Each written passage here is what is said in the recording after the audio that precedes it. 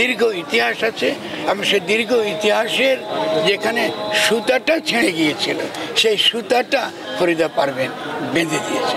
ফকির লালন শাহকে জাতীয় দিবস হিসাবে খুব গুরুত্বপূর্ণ ব্যাপারটা খেয়াল করেন আপনি, এটা তিনি একটা জাতীয় দিবস হিসাবে এটাকে পালন করছেন তার সরকার। তার মানে সর্বত্র সমস্ত বিভিন্ন জেলায়, শুধু কুষ্টিয়াতে না, আগে আঞ্চলিকভাবে হতো, এখন সর্বত্র কিন্তু ফকির লালন শাহ পালিত হবে। ফলে যদি আমি সরকারের দিক থেকে তাকান, আমি বলি যে সরকার তো আসলে যে সর্বোচ্চ সম্মান ফকির লালন শাহকে দেবার এটা তারা দিয়েছেন। এখন ফরিদা পারভীনের ব্যাপারটা কিছুটা তাদের পারিবারিক ব্যাপারও আছে, তারা যেমন করে তাকে চেয়েছেন তেমনি করে সরকারও তেমনি করে নিশ্চয়ই রেসপন্সটা করেছেন। সরকারের দিক থেকে নিঃসন্দেহে কোনো কার্পণ্য থাকবে না, কারণ এখানেও যে তার যে তাকে কোথায় দাফন করা হবে, তিনি কোথায় শায়িত থাকবেন, এটা তাদের পারিবারিক সিদ্ধান্ত, এবং পারিবারিক সিদ্ধান্তটা নিঃসন্দেহে সর্বোচ্চ অগ্রাধিকার পাওয়ার যোগ্য। আমি মনে করি সেই কারণে হয়তো বা আপনার থেকে ঢাকা থেকে কোনো বিশেষ কোনো মেসেজ হয়তো আসে নাই, এটা তথ্যটা আমার পুরো জানা নাই, কিন্তু এটা আমার কাছে এমন কোনো বড় সমস্যা বলে মনে হয় না।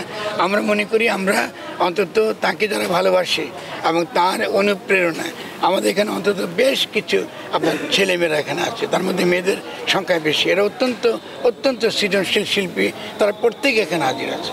মানে কুষ্টিয়াতে যারা ছিল তারা প্রায় প্রত্যেকে এখানে হাজির আছে। ফলে এত বড় সম্মান নিয়ে আপনি ফরিদা আপনার আমাদেরকে ছেড়ে চলে জানার বিষয়।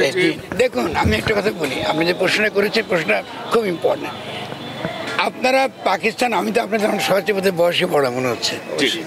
আচ্ছা, পাকিস্তান আমলে লালনটা ছিল পল্লী সঙ্গীত, আব্দুল আলিম গাইতেন পল্লী সঙ্গীত আকারে। এই দায়টা কিন্তু কুষ্টিয়ার ছিল, কারণ সাধুগুরুরা কিন্তু কুষ্টিয়ার। ফলে এর যে ভাব জগতের যে চর্চাটা, এটা একান্তই কুষ্টিয়ার। এটা কি কুষ্টিয়ার নাম জানেন কেউ আপনারা? কুষ্টিয়ার সত্যিকারের নাম জানেন? সাধকদের নাম কি? এটাকে বলা হয় নদিয়া। আপনার যেখানে দাঁড়িয়ে আছেন এটা কিন্তু নদিয়া। এই নদিয়ার ভাবের কথা ফকির লালন জানে কি তা? তা আমরা কেউ, এটা বিশাল ভাবের জগৎ, সেই বিশাল ভাবের জগৎটা একেবারে অন্ধকারের গর্ভে হারিয়ে গিয়েছিল। ফরিদা পারভীনের মাধ্যমে এই জিনিসটা আমরা সামনে এসছে। আমরা তখন বুঝতে শিখলাম যে এই ফকির লালন শাহ পল্লী গীতি নন, উনি পল্লী গায়কও নন, উনি শুধুমাত্র গীতিকার নন, বাংলার ভাব জগতের ভাব কথাটা বললে অনেক সময় আপনারা একটু হয়তো আমরা অনেকে বুঝতে পারি না। ভাব মানে দর্শন, দর্শনের জগতের তিনি শিরোমণি।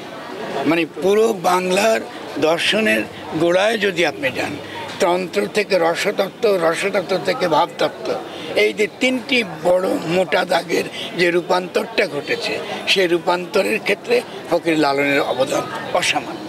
এবং সেটা যিনি ধরিয়ে দিয়েছেন আমাদের, যিনি আমাদেরকে ধরিয়ে দিয়েছেন, এটা অত্যন্ত গুরুত্বপূর্ণ। কেউ ধরিয়ে দিয়েছেন, কারণ ফরিদার গানের যে মাধুর্য, তার গলার যে মাধুর্য, তার যে বিশেষভাবে পরিবেশনের যে ভঙ্গি, এই ভঙ্গিটা সাধু জগতে, সাধু মণ্ডলীর মধ্যে অত্যন্ত পরিচিত।